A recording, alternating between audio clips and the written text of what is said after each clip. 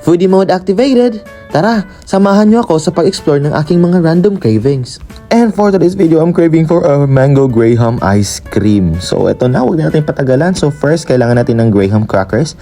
Tapos, mango. And then, dalawang all-purpose cream. At saka mango flavored na condensed milk. So first, kailangan muna nating hati-hatiin ang biscuits into bite size. Okay, so ganyan. Mekos-mekos lang natin ng mapakabilis. Ayan, finish na siya. Okay, so set na natin. Next, ang mangga ay atin ang ipiprepare. So hihiwain, of course. Gumamit nga pala ako dito ng 3 perasong mangga. Kasi nakalibre tayo sa palengke. Thank you kay ate doon ha. So ayan na, cut na natin. Yan, para makuha natin ang laman. So ito na guys. Yan, tayo muna natin ng konti. Yan, tapos hiwa-hiwain lang ng maliliit na ganyan, pa-cubes. Sunod naman ay hiniwa-hiwa natin yan ng pa-ganyan, pa-cubes na maliliit. Ano yan na guys, sobrang yummy nyo na tingnan, diba? Oh, pang malakasang baso ang ginamit natin sa pag-i-script ng laman ng mangga. Oh, sino kayo dyan? Diba? Hindi basta-basta ang mango graham ice cream natin yan. Ayan na nga ang ating na-scrape ng mga mango. Tapos sinunod ko na ang paglalagay ng 2 all-purpose cream na nilagay ko sa freezer for 24 hours. Sunod ko namang inilagay ang mango flavored condensed milk para damang-dama talaga ang mango effect, diba guys? So wala pala akong wire waste, nakalimutan ko, kaya tinidot na lang ang ginamit ko sa pagmemekos-mekos. And maliit pala yung bowl na pinaglagyan ko ng first mixture, kaya nilipat ko sa kawali na medyo malaki-laki.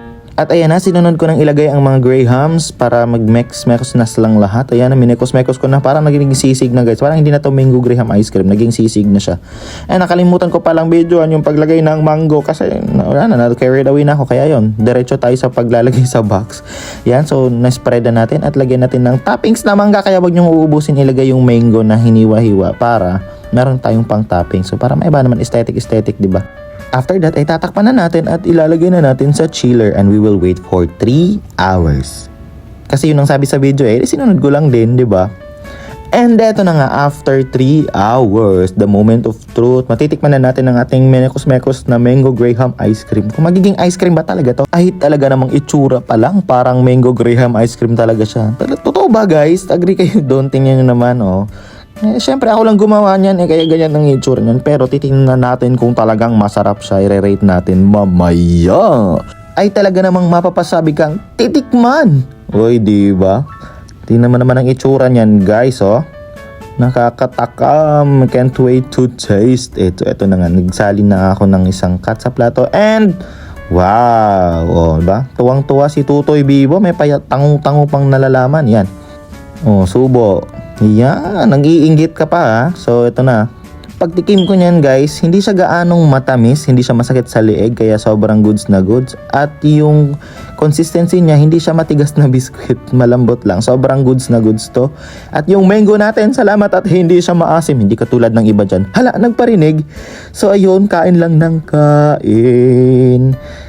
And that's our mango graham cravings. Thank you for watching at sana supportahan nyo at tayo sa mga susunod nating episodes ng Random Foodie Cravings. And ito muna guys, mag-ingat kayo sa mga ginagawa nyo sa buhay-buhay. Piliin yung maging masaya dahil maikli lang ang buhay. Huwag mong padala sa stress at problema.